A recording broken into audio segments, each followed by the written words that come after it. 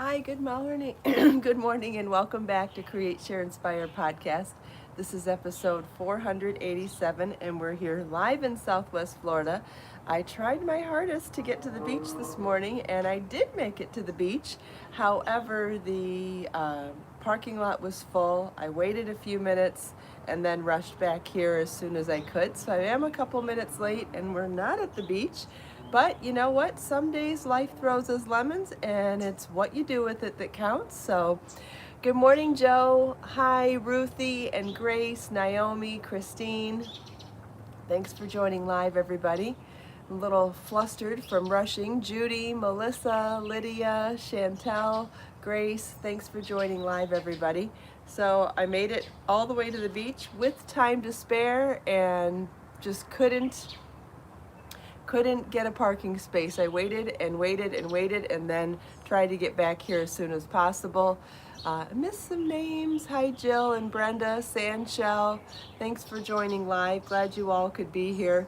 Sorry I couldn't bring you the beach. I did try. Hi, Kathy and Gay. Glad you could be here. Bjorn, are you glad that I came home? Would you prefer the podcast at home than at the beach? I bet you do. I bet you do. Do you prefer it when I do the podcast here? Look at that belly. What a sweet belly. Let's see, who is that? Simone and Margaret and Lucy. Good morning, everybody. Welcome back to Create, Share, Inspire podcast. This is episode 487, and we're here live in Southwest Florida, specifically in my beautiful tropical backyard.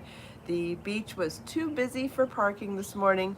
I will probably have to start riding my bike there in order to be successful at doing the podcast at the beach in the morning, which brings me to something. I've been really happy the last couple times I've made it to the beach for the evening podcast. You know how we do 7 p.m. on Tuesdays and Thursdays. I've been really excited lately that the time of the sunset, because you know sunset changes throughout the year, has been so perfect for the 7 p.m. podcast. And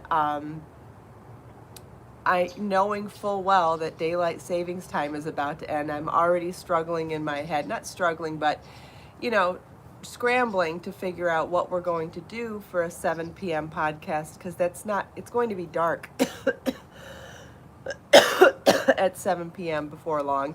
So unless I turn on the bonfire here, I have to either figure out a different location for 7 p.m. or a different time. Maybe they'll be lit up in my studio. Don't know, but trying to figure that out. And while I'm working on that in my head and trying to figure out what will happen at 7 p.m., I'm realizing that 7:45 p.m. in the morning is also going to change. One of my favorite parts of doing the podcast in the winter time is the fact that we are so much closer to actual sunrise that we get to see all those glowing colors across the sky in the morning as well. We haven't seen those in months because when we get to the beach at 7:45, it is way past actual sunset and the sky is blue and the water is blue, which is not a bad thing. It's beautiful. However, sunrise is really that magical time when the sky lights up and you see all those different colors. That is definitely the time of day that inspired the whole yarn dyeing color series, the sunrise series, which we're on sunrise 8 right now. I have you know what, in Be So Fine Bling, I think I have a little bit of sunrise 6, 7, and 8 in stock. And in Be So Sporty Bling, I do believe I have some sunrise 8 in stock. But anyway, we have 8 colors that I've designed specifically inspired by those amazing colors that we will be able to see again as soon as daylight savings time ends. So this will be our 3rd winter season. Can you believe that? the podcast. We're approaching 500 episodes, but December 15th will also be our second anniversary of doing the podcast. So lots of fun milestones and celebration days coming up, and pretty excited about that. Hard to believe on one hand, but also exciting on the other. So the whole moral of this story was that even though sunset's going to change soon, and not in a way that I want it to, sunrise is about to change as well in a way that I do want it to. Which brings me back to what I was saying when we first started this morning, trying to get to the beach this morning and not getting parking and scrambling and being late and getting back here. You know, when life gives you lemons, you figure out how to make lemonade, right? And so between those both stories, I'm trying to figure out how to look at the bright side on both and sharing those stories with you, because every single one of us can use a reminder now and then on remembering to make lemonades when life throws us lemons, right? So, does anybody have any questions for me before I move on to the next thing I wanted to talk about? Oh, I can point out that I'm wearing, yeah, Judy, I do wear winter clothes at the beach in the winter. I do. Yeah, I'll, as soon as it gets a little cooler, I'll be able to wear more handmade knit and crochet wear, and once it gets super chilly, I will be wearing hats and scarves and my winter coat. Absolutely. Especially when it's apparently already the time of year that I will have to start riding my bike to the beach in order to get there in the morning. The problem is that the temperature hasn't shifted enough yet where it's still a little too warm to ride my bike for 20 minutes and still look fresh when I get there to go live on camera. So there's just that sweet spot of variables that has to be just right for it to work. So the temperature has to cool off in order for me to feel comfortable doing it. And the whole reason for doing it is because there's enough traffic that there's no more parking in the morning. So we're kind of in that little in-between time. In the next couple of weeks, it'll get cool enough that that will work. Hi, Edna. Good morning. All right, so I wanted to talk a little bit about design this morning. And for those of you that are interested in it, great. And those of you that aren't, it might still be fascinating to hear it. So, you know what I want to get? I want to get one of those stands that hold a big pad of paper or maybe even a chalkboard, kind of like what you would play charades on, or if you were a school teacher, you'd have one. I'd really like it to be able to draw vertically while we're talking. I think it might be a really fun tool for different types of, an easel, I guess an easel, yep, but the kind that would either be for a pad of paper or for a chalkboard.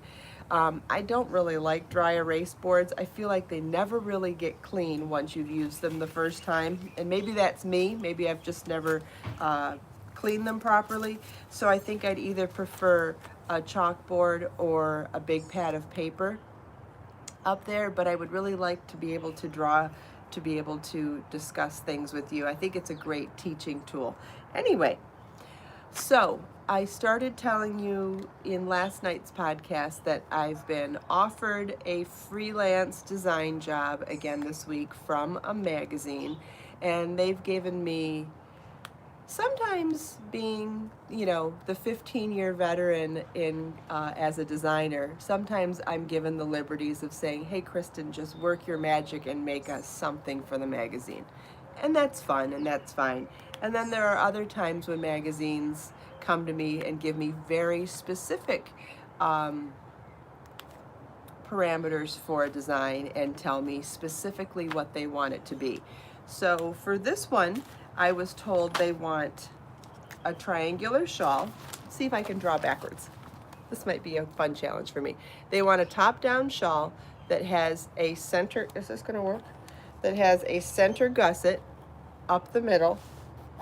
This pen is not that great. I could use a Sharpie for this. Okay, I'll draw multiple times.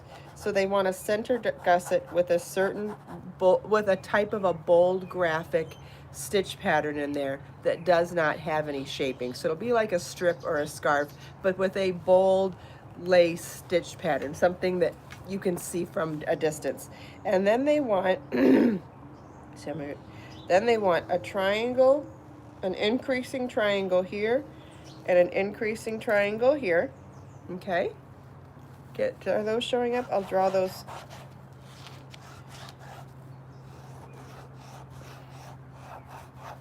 Okay, so they want in this stitch pattern and this stitch pattern should match, but they will not match this stitch pattern.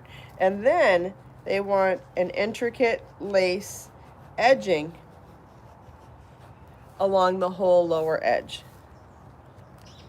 Oh, you guys can see it fine. Okay, thank you. Then I'll go over this.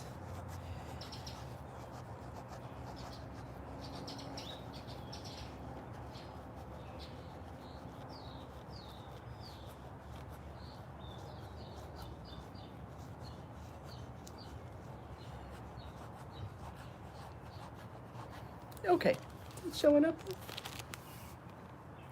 So that's the gist of what they want me to do. So I have to come up with 3 different stitch patterns, a bold graphic stitch pattern for in here, a lace stitch pattern that I can, and it's not even so much what I can come up with, because I can come up with anything. It's about coming up with things that play nice together, right? So if this stitch pattern ends with a double crochet at the end of each row, then this stitch pattern also has to end with a double crochet at the end of each row. If this stitch pattern ends with a double on one row, a single on the next row, a double on one row, a single on the next row, in order for these to line up, this one would have to have the same combination, right? It would have to have the same height of stitches at the end of the rows. Or you would have to make sure that it averaged out at the end, figure out, it gets more complicated then, which I thought some of you might be interested in hearing about, and some of you might just realize how much goes into it. So I thought it would still be fun either way to explain it to you.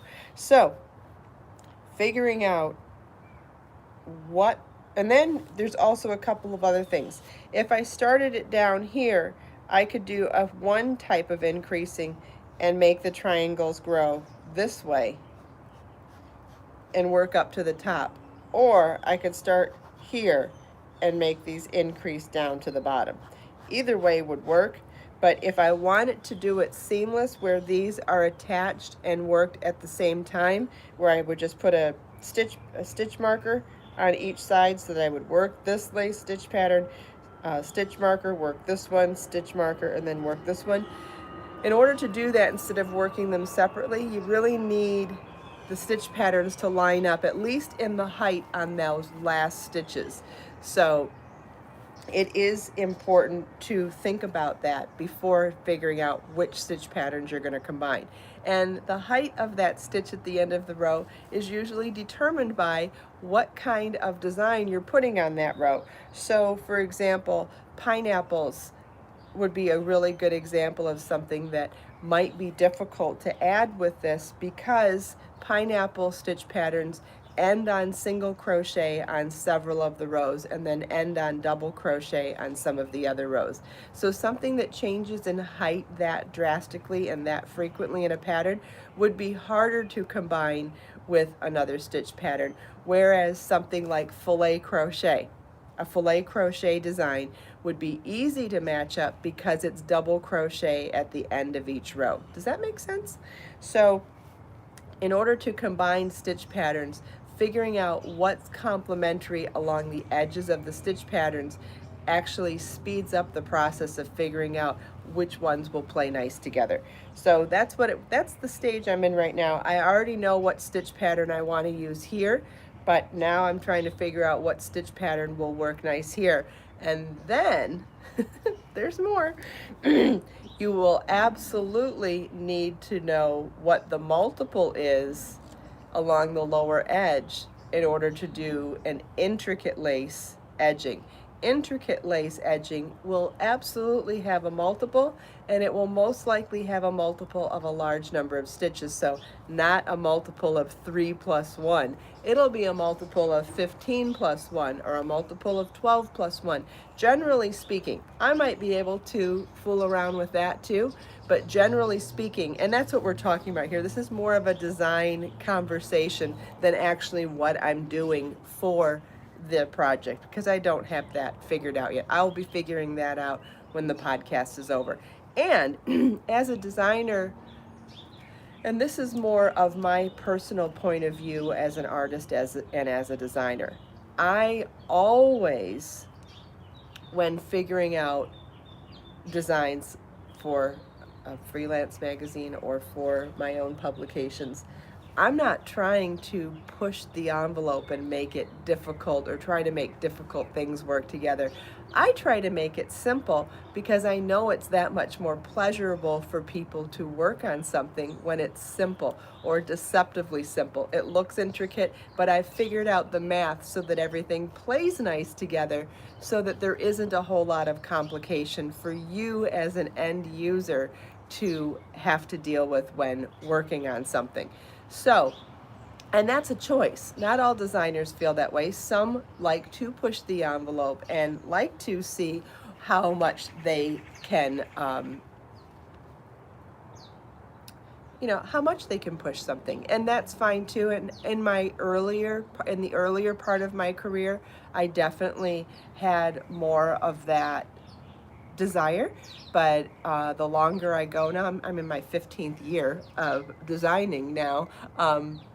I find that my goal is the end user more so than myself as a designer. So I think a lot more about what's going to be a pleasurable experience and what's going to be a relaxing experience for end users, because I absolutely have noticed over the years that most people use knitting and crochet for relaxation and for stress relief. And, yes, are there people that use it for challenges? Yes. And there are designers out there who are into that, and there are customers out there that are into that. But I know from my experience that most of my audience, and even just the people that I meet when I've done shows or here in the live podcast or talking to people in social media, most people that I know are using knitting and crochet for relaxation and stress relief. And if that's the case, I find that making things go simple and making things work easily together actually makes for a better experience for the end user, for the crafter. So this is all the different types of components that go through my head when I'm designing a piece. So I'm thinking about what stitch patterns will look pretty together. What's my idea for what this should look like? What's my idea for where you would wear this, or how you would wear this, or who would wear this, right? Then what stitch patterns will tell that story? What stitch patterns will work nicely together? What stitch patterns will play nicely together multiple wise? Then what edgings I'll be able to have choices of with the multiple down here. Now, having said that, one thing that I like to do to allow myself to have more options where edging is concerned is when you're done with the shawl portion here, but before you start the edging, and this is the designer tip, but something that I think anybody can use. If you do one row of a simple stitch at that point, whether it's single crochet, half double crochet, double crochet, and you fudge the stitch count to fit whatever edging multiple you want, it ends up looking seamless. So I'll give you an example. Let's say, and let's not do multiples plus, because then that gets confusing. Let's say that you wanted to use a stitch pattern for the edging down here that had a multiple of 10 stitches. It might be 10 plus 3 or whatever, but just for easy math while we're talking, let's skip the plus, okay? So let's say that multiple for for doing this beautiful scalloped edge was a multiple of 10 stitches. If the end of your last row of the shawl ends up not being a multiple of 10 stitches, let's say it ends up being 194 stitches. Well, in order for the edging to work, it needed to be 190 stitches or 200 stitches, right? So what you would need to do is either subtract 4 stitches or add 6 stitches in that in-between row. And if you did it in single crochet or in half double crochet, you would hardly even see it. And even if you did it in double crochet and made it as just a little tiny solid border between this lace and this lace, that might even be pretty as well. But by doing that and evenly spacing a couple extra stitches across the row to either bump it up to 200 or decrease it down to 190, either way will set you up so that you can easily add that next stitch pattern. Because if you're trying to fudge a stitch pattern and trying to figure out where to put it, that's way harder. It's way easier to adjust the number of stitches on the row prior.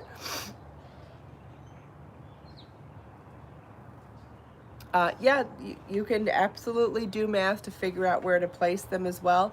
Let's say, okay, so let's say you had 194 stitches and you wanted to add 6.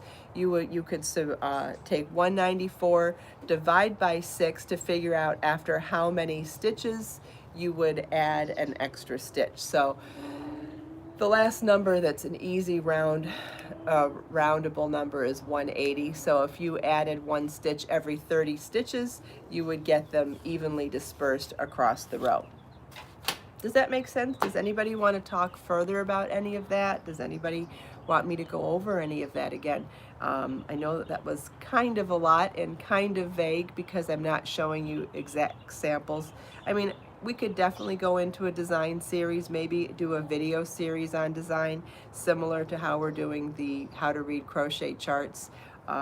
It definitely gets very deep. I know some people are interested in that. Not sure how many people are interested in it though. What is a double repeat? I'm not sure I know what you mean, Lydia.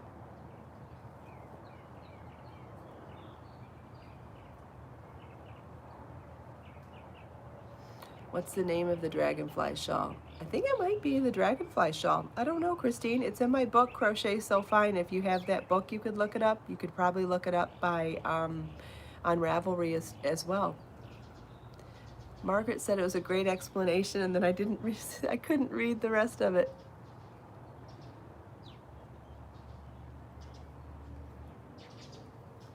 I see a couple people saying they'd be interested. Well, talk about it more. It is called the dragonfly shawl. Great, thanks, Joe. I thought so. It's funny, sometimes when you get asked a question, it can be asked in such a way that it makes you think that you don't have the right answer. This design is actually not similar to the dragonfly shawl. I see where you're getting that it's similar because it has a gusset and 2 side panels and an edging, but the dragonfly shawl was worked differently. Each of these triangles was worked separately, and the dragonflies, very interesting to me and as a design aspect, the dragonflies were actually made and joining these 2 triangles as you go. So it was almost like a join as you go motif project, but we were taking the dragonflies, and as I was creating the dragonflies and working down, I would create a dragonfly and join it to both triangles to turn it into a shawl. So it was dragonfly join, dragonfly join, dragonfly join, dragonfly join. Really interesting joining technique. So different but similar, yes. It was a shawl that had a center gusset, but completely different construction. And so pretty. Lydia, foundation ovals. I'm not sure, maybe you're talking to somebody else. I don't get that as a question or, yeah, so something's similar, Christine, and something's different, but great piece to bring up so that I could explain some of the differences too. How do I figure multiples? Depends on the pattern. It depends on what the pattern, what repeats in the pattern. Don't be sorry, it's okay. Sometimes I get the comments and sometimes I don't. And this is a great time to remind you that if your comment or question is important, or it didn't come out right, or I didn't understand it properly, please feel welcome to repeat it for the recorded version of the podcast, because that's when that's when you have plenty of time to write your question or comment fully, and then I have the time and not the time and the space, but I have the time to be able to read it in a reasonable amount of time, not as it's scrolling, and we can definitely get to the bottom of your question or comment at that point. So anytime it doesn't go perfectly well here in the live stream, at least we have that backup so that it can be done that way, which, what a great combination of, it's great to have a live stream, but it is absolutely better to have live stream and recorded, because if we go over a bunch of juicy information, you can watch it multiple times, which isn't that the beauty of video in the first place. I know when I first started my YouTube channel years ago, I was so excited for this platform because I'd been teaching at shows and live for years, and I was like, no, video is the place I want to teach, because I want people to be able to focus on the factors of the lesson. When you're in a classroom with 30 people, you got people interrupting, people chatting with their friends, and all that other stuff. And you have just the experience of being out in public and around a bunch of people and maybe far from home. And these factors take away from your focus. Good, bad, or indifferent, it doesn't matter. It's part of the focus. And so when you have the ability to watch a video in the privacy of your home and be able to control the amount of variables going on around you to watch a lesson, and then be able to pause it and repeat it as many times as you want, I think video, for me personally, I think video is one of the very best forms of teaching and learning on the planet. So that's why I started my YouTube channel, because I thought it was the best way for me to teach.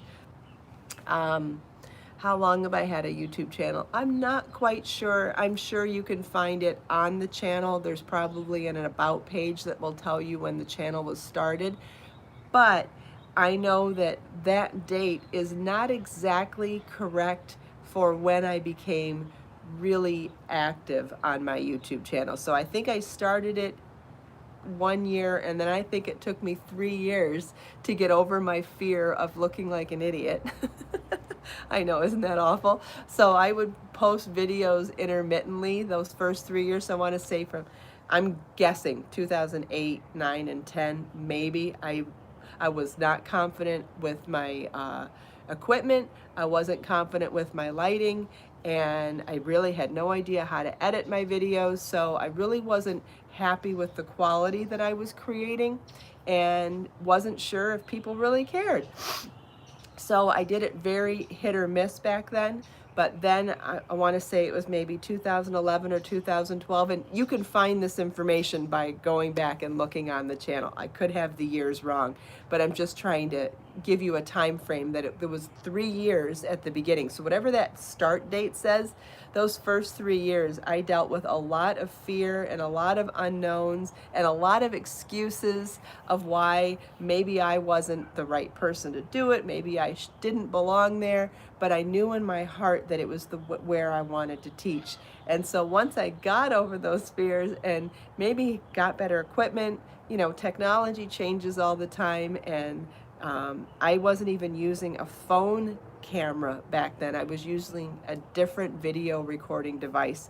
Hadn't even thought about lighting or microphones yet.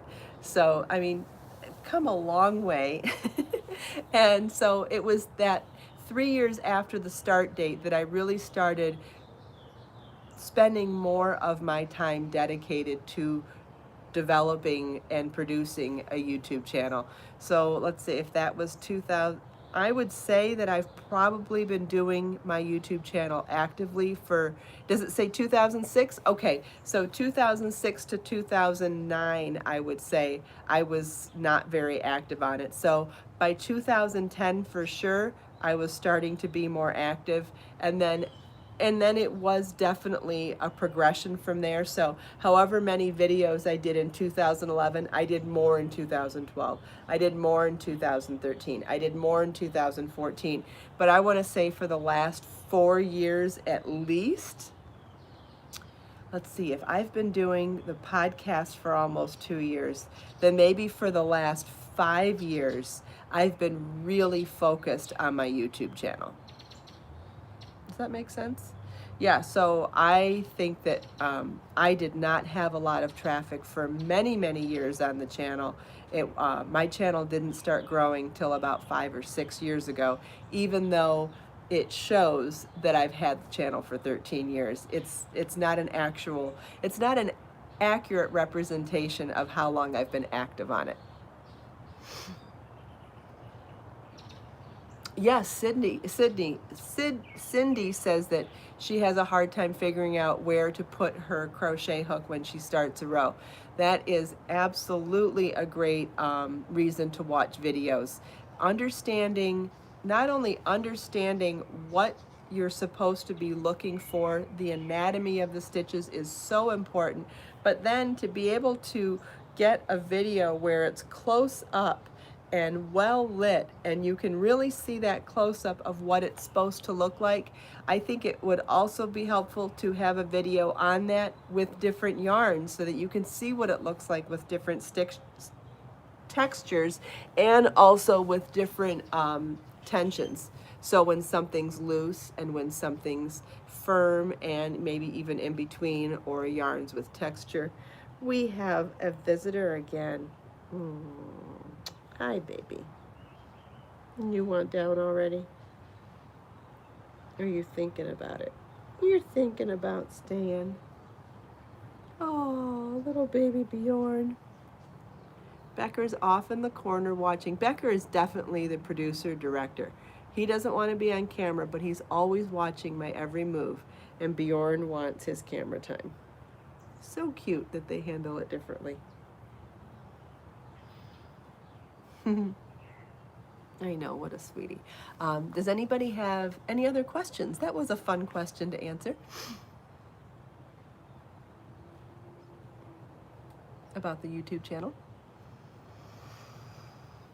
Oh, I never got around to mentioning what earrings I'm wearing today. These are from 80 Handmade Gifts, the book 80 Handmade Gifts, and it's a wonderful little crochet motif that we stretch and put on the frame of a hoop earring, and you can find all of that information on my website and in the book. Let's see, do I have that book with me? No. Just wait and see if there's any questions real quick.